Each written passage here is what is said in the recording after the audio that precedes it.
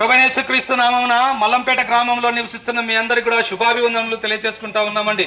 ప్రియమైన సోదరి సోదరులారా, ఈ విధంగా సంతోషంగా మేమందరం పాటలు పాడుకుంటూ మీ మధ్యకు యేసు ప్రభు వారి వర్తమానం తీసుకొని వచ్చినాం. యేసు ప్రభుల వారు మిమ్మల్ని ఎంతగానో ప్రేమిస్తూ ఉన్నారండి.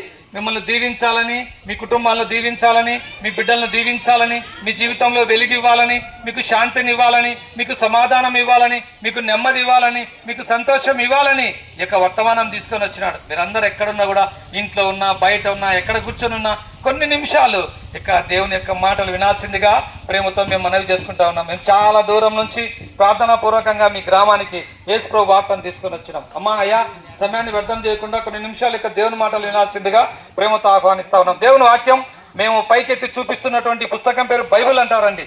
ఈ పుస్తకంలో ఒక అద్భుతమైనటువంటి మాట రాయబడింది. ఏంటిదంటే దేవుడు ప్రేమ స్వరూపి అనే మాట రాయబడింది. అవునండి, దేవుడు ఎంతో ప్రేమ కలిగినటువంటి వాడు కనుక దేవుడు మానవుని తన స్వహస్తాలతో నిర్మించినాడు.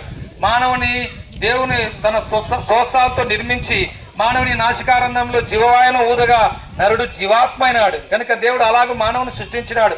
మానవుని కొరకు ఆకాశమును, భూమిని, సముద్రమును, అందులోని సమస్తమును సృష్టించి వాటన్నిటిపై మానవునికి దేవుడు అధికారం ఇచ్చినాడు. అయితే మానవుడు దేవుని ఆజ్ఞను మీరుట ద్వారా పాపంలో ప్రవేశించినాడు. ఆనాటి నుంచి ఈనాటి వరకు మానవుడు పాపంలో జీవిస్తూ, పాపంలో సుఖిస్తూ, పాపంలో మరణిస్తూ ఉన్నాడు. కనుక ప్రియ సోదరి సోదరుడా, ఈ లోకంలో మనం చూస్తూ ఉంటాం, మానవులు ఎంత సంపాదించినా మానవుని జీవితంలో సంతోషం లేదు. తాను ఉన్నతమైన స్థానంలో తాను ఉన్నప్పటికీ మానవుని జీవితంలో శాంతి లేదు. దానికి కారణం పాపం, పాపం, పాపం. ఈ పాపం ఎలాగో ప్రవేశించిందో మీకు తెలుసా అండి? పాపము ఏ స్కూల్లో నేర్పియరు, పాపము ఏ కాలేజీలో నేర్పియరు, పాపము ఏ ఊర్లో కూడా నేర్పియరు. మరి ఎలాగో పాపం వచ్చిందంటే దేవుని వాక్యం సెలవిస్తా ఉంది, మనము తల్లి గర్భంలోనే పాపంలో జన్మించినటువంటి వాడము. ఒక గొప్ప చక్రవర్తి, ఒక గొప్ప దేశాన్ని పరిపాలించే రాజు ఈ మాట అంటా ఉన్నాడు, నేను నా తల్లి గర్భమునే పాపంలో జన్మించినారు అని. ఇంకా మనం మన పురాణాలు, వేదాలు చూస్తే అందులో రాయబడింది జన్మనా ఈ శుద్రహ, అనగా మానవుడు జన్మంతోనే పాపి. కనుక ఈ పాప హృదయంతో మనం దేవుణ్ణి చూడలేం, ఈ పాప హృదయంతో నెమ్మదిగా మనం బ్రతకలేం, ఈ పాప హృదయంతో మనం స్వర్గరాజ్యంలో మనం చేరలేం. కనుక మన పాపాన్ని తీసివేయడానికి, మనకు నెమ్మది ఇవ్వడానికి, మనల్ని పరలోక రాజ్యంలో చేర్చడానికి, మనకు నిత్య జీవం ఇవ్వడానికి ఆ సృష్టికర్త అయినటువంటి దేవుడు, కంటికి కనిపించని దేవుడు, ఆత్మస్వరూపైనటువంటి దేవుడు నీవలే నావలే రక్తమాంసమును ధరించుకొని మానవాకారంలో ఈ లోకానికి అరుదించినాడండి. ఆయనే యేసుక్రీస్తు ప్రభులవారండి. ఆయన ఈ లోకంలో పవిత్రంగా జీవించినాడు, పాపం లేకుండా జీవించినాడు. యేసు ప్రభులో ఏ పాపం కూడా భూమి మీద ఉండే వాళ్ళు ఎవరు కనుగొనలేకపోయినారండి. యేసుక్రీస్తు ప్రభుల వారు ఎన్నో గొప్ప అద్భుతాలు చేశాడు. అనేక మంది దయాలు పట్టిన వాళ్ళు యేసు ప్రభు దగ్గరికి తీసుకొస్తే యేసు ప్రభు సెలవేయగానే దయాలని వెళ్ళిపోయినాయి. గాలి సముద్రంను గద్దించగానే నిమ్మలించబడినాయి. చనిపోయినటువంటి ఆ యొక్క విధవరాలి కుమారుని తీసుకొని పోతే యేసు ప్రభు పాడను ముట్టగానే లేచి కూర్చుండి మాట్లాడసాగినాడు. ప్రియ సోదరి సోదరుడా, ఇంత గొప్ప అద్భుతములు చేయగలిగినటువంటి యొక్క యేసుక్రీస్తు ప్రభుల వారు మనల్ని రక్షించడానికి ఆయన సిలువనెక్కినాడు.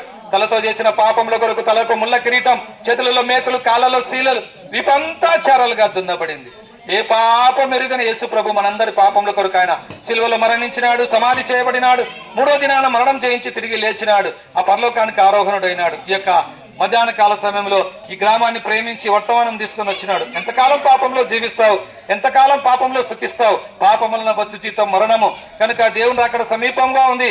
కనుక నువ్వు పాపం నుంచి విడుదల పొందు. నువ్వు పాపం పోవాలంటే ఎక్కడికి వెళ్ళాల్సిన అవసరం లేదు, నువ్వేం చేయాల్సిన అవసరం లేదు. నువ్వు ఎక్కడున్నావు అక్కడే యేసయ్యా నేను పాపని, నన్ను క్షమించు, నీ రక్తంతో నా పాపం కడుగునక చిన్న ప్రార్థన చేస్తే చాలు.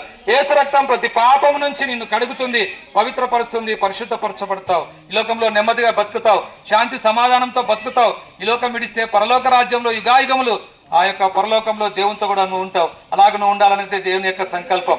ఆ విధంగా కాక పాప జీవితంలో కొనసాగితే నిత్య నరకం, అగ్నిగుండం, పాతాళం, ఎవరు నిన్ను తప్పించలేరు, ఎవరు నిన్ను విడిపించలేరు. కనుక నీలో జీవం ఉండగానే మాటలు వింటున్న సోదరి సోదరుడా, యేసు ప్రభుని సొంత రక్షకులను నువ్వు అంగీకరించి పాపం నుంచి విడుదల పొందాలని ప్రేమతో మిమ్మల్ని బ్రతిమాలుకుంటా ఉన్నాం. ప్రభునేసందు విశ్వాసం ఉంచండి, మరణంలో నుండి జీవంలోకి దాటించబడతావు. ప్రభునేసందు విశ్వాసం ఉంచుము, చీకట్ల నుండి వెలుగులోకి నడిపించబడతావు. ప్రభునేసందు విశ్వాసం ఉంచుము, అప్పుడు మీరును మీ ఇంటి వారిని గొప్ప ఆత్మరక్షణ, పాపక్షమాపణ, పరలోక రాజ్యం పొందగలరు. యేసు ప్రభుల వారి గురించి మీకు ఇంకా తెలుసుకోవాలని ఆశ ఉంటే నందలూరు పెనియలు ప్రార్థనా మందిరం జెండామాన వీధిలో ఉంటుంది. అక్కడ దైవదాసులు ఉన్నారు. మీరు ఎప్పుడైనా రావాలనుకుంటే రండి, దేవుని మాటలు వినండి. మీ కొరకు, మీ కుటుంబం కొరకు మేము ఇప్పుడు ప్రార్థన చేస్తాం.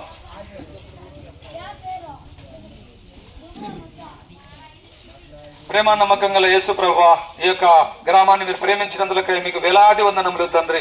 ఇక్కడ ప్రజలను మీరు ప్రేమించి మీ యొక్క శుభవర్తమానం తీసుకొని వచ్చినందులకై వందనాలు ప్రభువా. ఎంతో మంది విన్నారు, విన్నవారిలో మీ కార్యం చేయము యేసు ప్రభువా.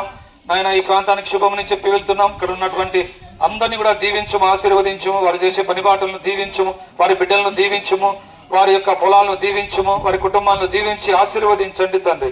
ప్రాంతానికి శుభమని చెప్పి వెళ్తున్నాం ప్రభువా. మీరే కనికరించి ఒకట దినాన ఈ ప్రాంతాన్ని తప్పించము దేవా. మీ కృపలో జ్ఞాపకం చేసుకుని కాపాడమని ముందుకెళ్తున్నాం. మీ ఆత్మాభిషేకం అనుగ్రహించి నడిపించి మీరే మహిమ పొందమని యేసయ్య పరిశుద్ధ నామములో స్తుతించి ప్రార్థించి అడిగి వేడుకుంటున్నాం మా తండ్రి. ఆమెన్.